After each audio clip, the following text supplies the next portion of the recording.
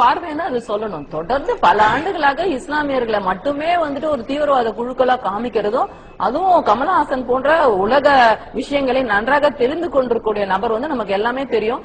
America பெரிய அண்ணன் போல ஒவ்வொரு நாட்டிலையும் உள்ள புழுந்து ஒரு அராஜகத்தை பண்ணி கொண்டிருக்கக்கூடிய அந்த ஐரோப்பிய அமெரிக்க இந்த குண்டாசித்தை பத்தியோ, அவர்கள் தான் இந்த பல இடங்கள்ல தீவிரவாதிகளுக்கு பணம் கொடுத்து தீவிரவாதத்தை தூண்டிவிடக்கூடியவர்கள் என்பதும் நமக்கு தெரியும்.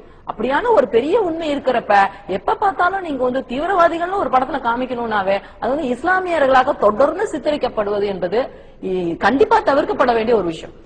திட்டமிட்டு சந்தேகப்படுதல என்ன தப்பு? 2000 ஆண்டு ஆதிக்கம் செலுத்துறவங்க குடும்பத்தில் இருந்து வரக்கூடிய மூளை அப்படி வருதுன்னு நினைச்சா ஏன் கேட்க கூடாது? முன்னாடியும் இந்த இவரே ஒரு படம் எடுத்திருக்காரு, அதுலயும் இஸ்லாமியர்கள். நான் என்ன கேட்கிறேன், இங்கேயுமே நமக்கு தெரியும் RSS போன்ற இந்துத்துவ தத்துவத்தை உள்வாங்கி கொண்டிருக்கிறதுக்கும் நிறைய இடத்துல குண்டு வச்சு தீவிரவாத செயல்கள்ல ஈடுபட்டு இருக்காங்க. அப்ப உங்களுக்கு தெரிஞ்ச ஒரு விஷயம் எல்லா பக்கமும் நடக்குது. ஆனா பெருவாரியாக இந்துக்கள் இருக்காங்க, அதனால அந்த மாதிரி காமிச்சா பணம் ஓடாது, ரொம்ப ஈஸி டார்கெட்டிங்க சிறுபான்மையரா இருக்கக்கூடியவர்களை காமிக்கிறதுன்றது ரொம்ப உங்களுக்கு ரொம்ப சுலபமாக இருக்கிறதுனால தொடர்ந்து எல்லா படங்களும் தீவிரவாதி என்று சொன்னாலே இஸ்லாமியர்களை பெருவாரியாக சித்தரிக்க வேண்டிய அவசியம் கமலஹாசன் போன்றவருக்கு கூட இருக்குதுன்றதான் வருத்தப்பட வேண்டிய விஷயம். என்னடா